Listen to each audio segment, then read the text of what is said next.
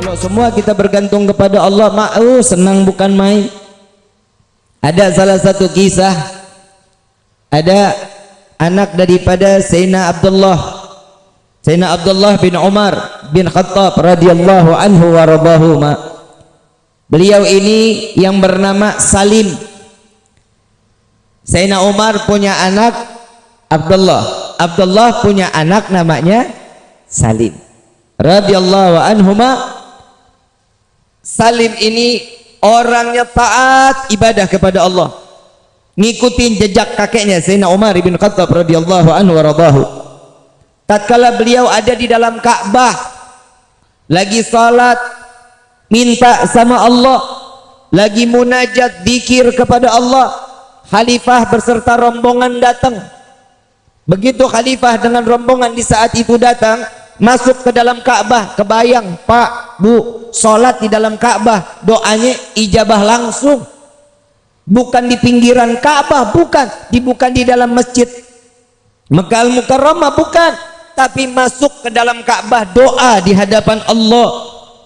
Tiba-tiba khalifah saat itu duduk, sampingnya dia ibadah, dia sholat, dia minta, dia munajat, ditungguin. Salim tunggu selesai. Begitu selesai, lagi lengah sedikit, ditanya sama khalifah, wahai Salim, ada enggak apa yang kau inginkan? Disuruh ditagih sama pemimpin saat itu, khalifah pemimpin saat itu. Kalau kita bilang mah kuwu, kita bilang mah presiden lah ya, itu seorang khalifah. Ditanya mau apa, ada hajat apa, bilang kepadaku, katanya. Jawaban Salim, apa jawabannya? Engkau nggak malu wahai khalifah menanyakan kepadaku apa hajatku, sedangkan aku sedang di dalam rumah yang setiap kali apa yang aku minta diberikan oleh Allah. Ketampar nggak tuh khalifah? Ketampar bukan main lah.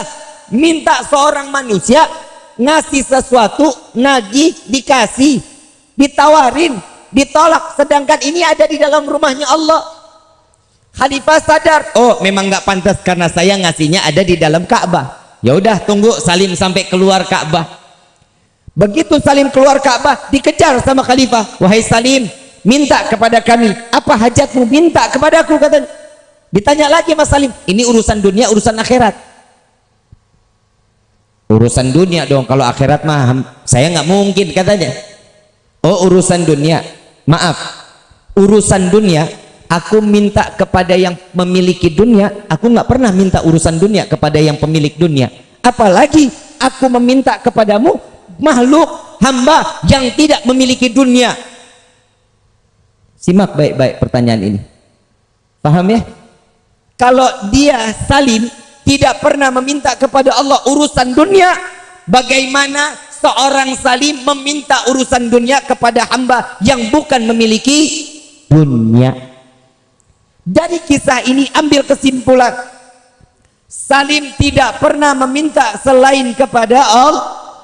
Yang pantas untuk memberikan pertolongan hanya, maka setiap manusia jika bersandar kepada Allah, jaminan di dalam kehidupannya dunia wal Rabbana atina fid dunya hasanah wa fil akhirati wa qina adzab. Tuh Nabi juga udah ngajarin doanya. Semua kan tergantung bagaimana kita. Coba model kayak kita, Pak Kuwu datang mau hajat apa, dana desa udah turun belum? Soklah bagi dua.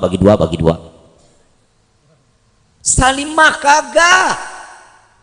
Coba urusan dunia dia nggak pernah minta sama Allah. Coba kalau kita urusan dunia minta akhirat, pernah kita minta sama Allah? Woi, pernah minta urusan akhirat sama Allah? Kapan? Kalau lagi sakit, betul? Padahal Allah udah kasih tanda lewat Nabi Muhammad SAW. Setiap manusia jika bergantung kepada Allah, kematiannya pun aman.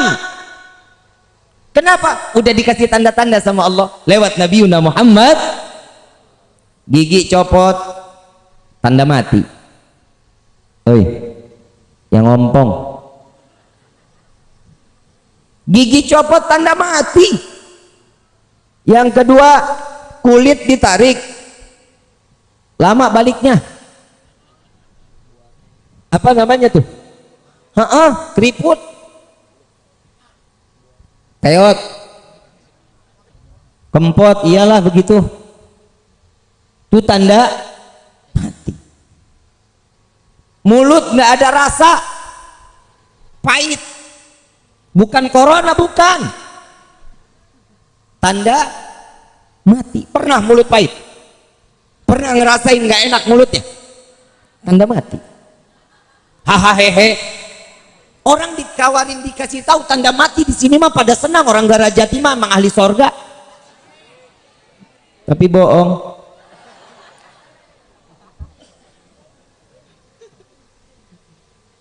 Numbuh uban, tanda mati. Lagi udah ubanan masih pakai legging aja lu. Ini Allah, lewat Allah baik, lewat Nabi Muhammad SAW. Ibu bapak yang dirahmati oleh Allah, apa sih yang kita harapin selain kehidupan senang dunia, senang akhirat? Dan jangan lupa, udahlah kalau kita urusan ibadah mah blow on, bener? Bener. Baca Quran kadang iya, kadang kagak. Kalau lagi iya, itu juga Ramadan. Ramadan juga minggu pertama, betul nggak? Satu juz nggak kelar-kelar satu minggu, bener? Tuh lihat. Tapi tolong diusahakan kita setiap hari lebih sering megang handphone apa megang Quran. Nggak usah dijawab, dalam hati aja, padahal mah malu kalau dijawab, betul nggak? Sering baca WhatsApp apa sering baca Quran? Jangan dijawab, dalam hati aja, kalau itu mah gue udah tahu, betul? Yang nyelamatin kita WhatsApp apa Quran? Kenapa yang dibaca WhatsApp? Ini dunia udah mulai terbalik. Ibu bapak yang dirahmati oleh Allah, tolong sisain satu waktu aja, satu waktu sebentar, nggak sampai 1 jam juga nggak apa-apa. Ambil Quran, baca Quran. Bib, saya sibuk, nggak bisa sama sekali. Kalau udah kepepet banget, emang udah udah sibuk, bukan main, nggak ada waktu sama sekali. Minimal auzubillahi minasyaitonirrajim, bismillahirrahmanirrahim, alif lam mim, sadaqallahul azim. Gak apa-apa, yang penting tahu bahwa kita ini seorang hamba, tugasnya cuma ibadah. Kita baca Quran tinggal baca, nggak harus ngafal kayak para sahabat Nabi Muhammad SAW. Ini nih masalah di dalam hidup kita, makanya rumah tangga kita tuh ancur-ancuran, rezeki kita kadang datang kadang kagak.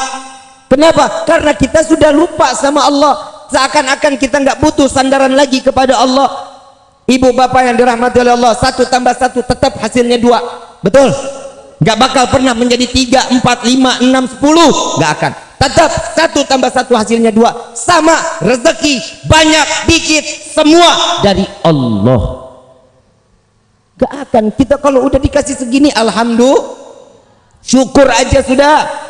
Sandarkan diri kepada Allah, syukur kepada Allah. Disitulah titel seseorang akan dititipkan iman dan dijaga oleh Allah sampai matinya. Amin ya rabbal.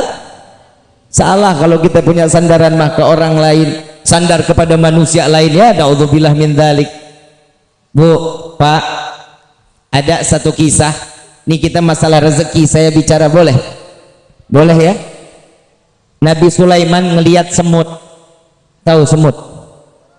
Semut lagi gendong gandum, lagi gendong, lagi jalan ke pinggir sungai. Ini semut dilihatin sama Nabi Sulaiman. Ada katak, kodok, apa? Bangkong. Iyalah itu ya. Padahal kodok bangkong mas sarua ya. Ya begitu modelnya. Ini semut masuk ke dalam mulut kodok. Gak lama setelah dimakan, semut ini masuk ke dalam mulut kodok, kodok nyemplung ke dalam sungai. Enggak lama keluar lagi. Begitu keluar, semut keluar dari mulutnya, jalan tanpa bawa gandum. Nabi Sulaiman tanya, semut, habis dari mana? Habis ketemu kodok. Gandumnya kemana? Udah dititipin buat cacing yang di dalam sungai. Atas perintah siapa? Allah memerintahkanku untuk membawa gandum sampai aku masuk ke dalam mulut kodok, masuk ke dalam sungai. Semut mana bisa berenang? Cara Allah, itulah wasilahnya Allah memberikan rezeki kita lewat siapa aja, dan itu targetnya betul sampai kemana target yang dituju oleh Allah. Amin ya insya